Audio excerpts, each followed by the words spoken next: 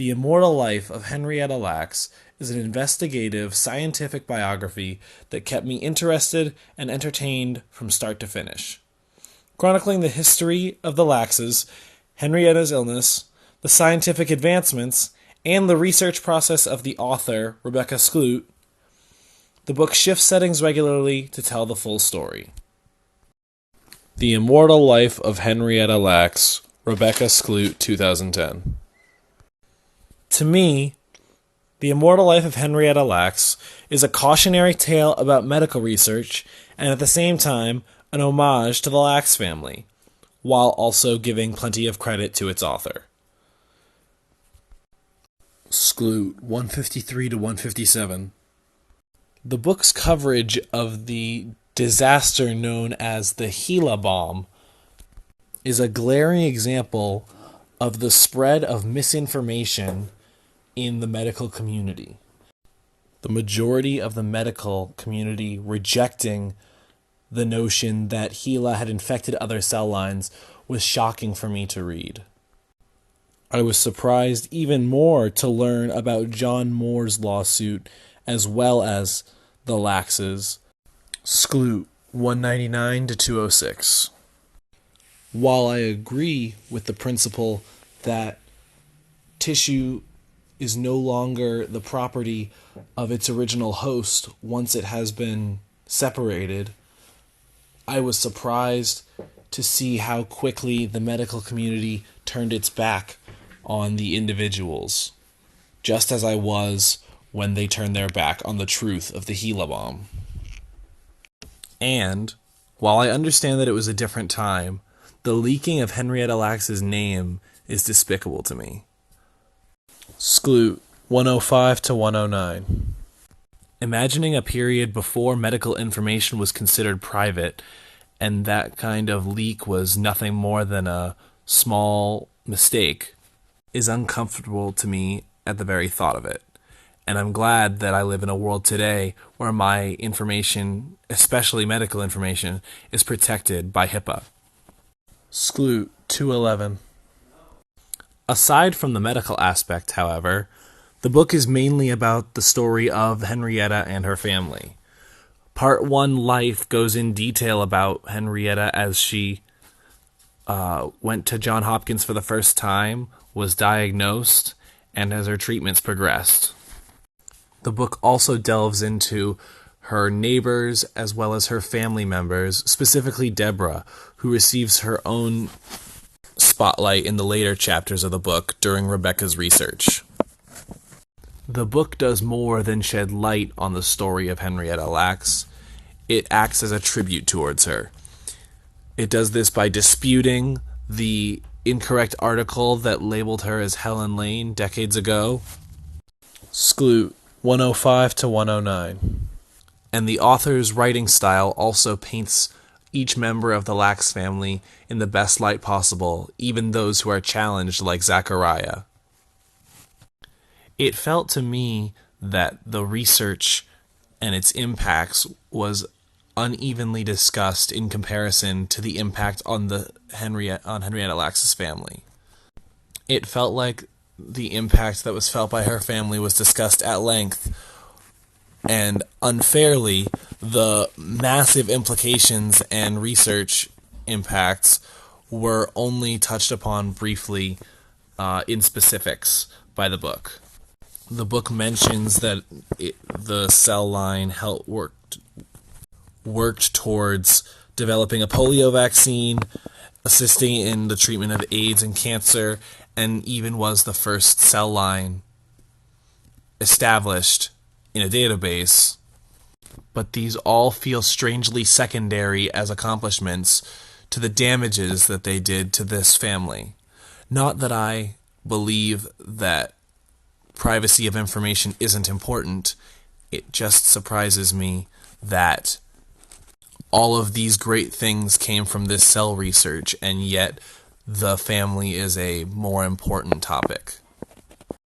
That being said, while I do appreciate the great lengths to which HeLa cells expanded medical knowledge at the time, the latent functions of this discovery may be as great or even greater than the intended functions.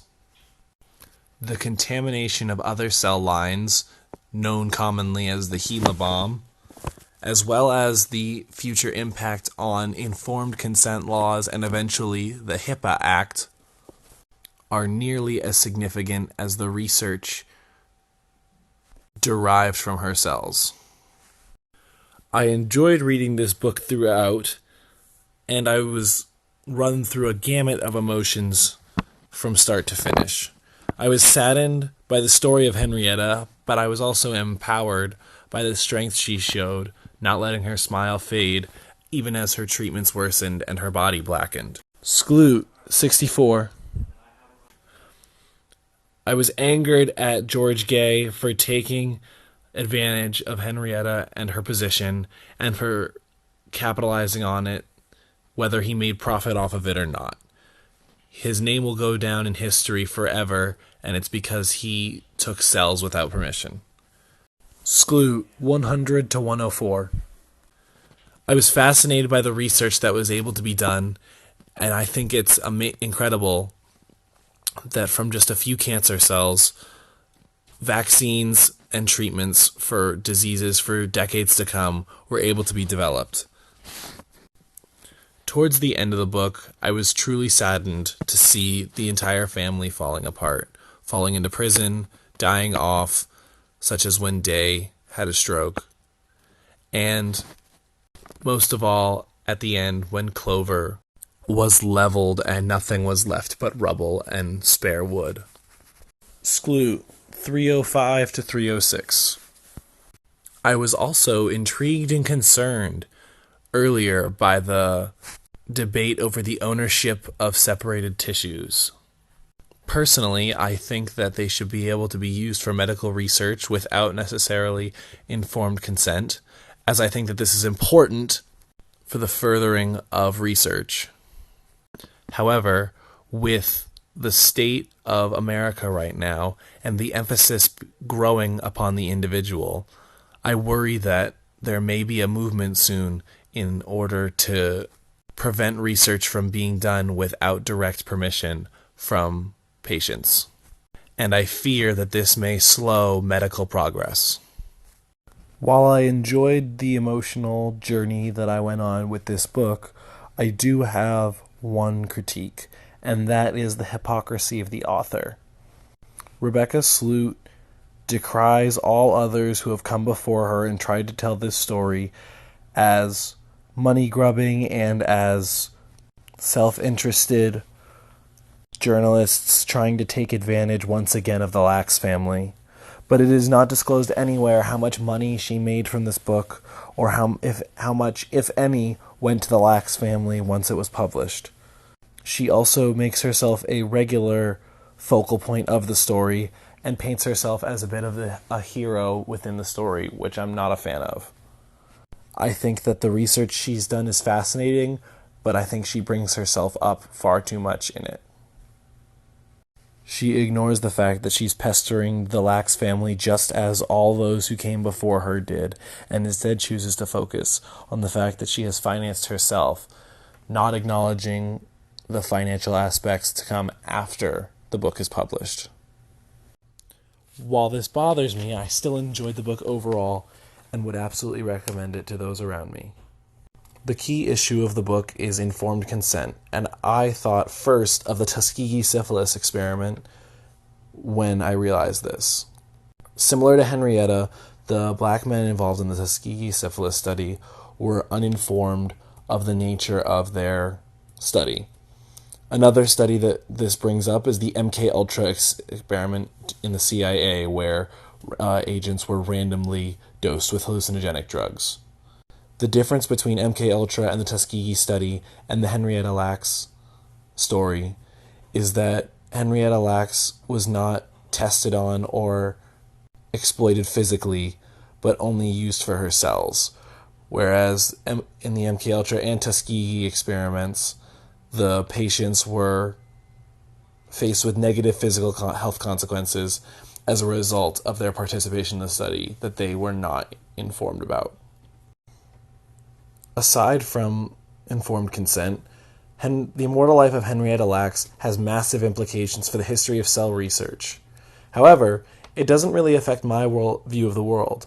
I was already well aware of the racial inequalities in medicine that have occurred over the years and decades, the scientific ethical issues that took place, such as the issue of informed consent, and the lack of privacy that these patients experienced with their medical records. My life has not been affected from a viewpoint perspective, but rather my health is better because of the medical research that came as a result of George Gay's collection of the HeLa cells. My life and the lives of those around me have been improved, and our life expectancies have grown because of the research that was done based on these cells. It's important to understand the past in order to prepare for the future. And medical privacy is still a contentious issue. I think that soon people will not only contest the ownership of their tissues, but they may even try to profit off of their cells if they're used in research.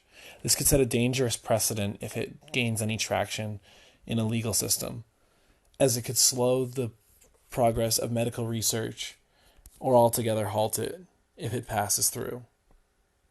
Just as Henrietta Lacks's cells will live forever, so too will there forever be a raging debate on the balance of individual rights versus the advancement of science and research.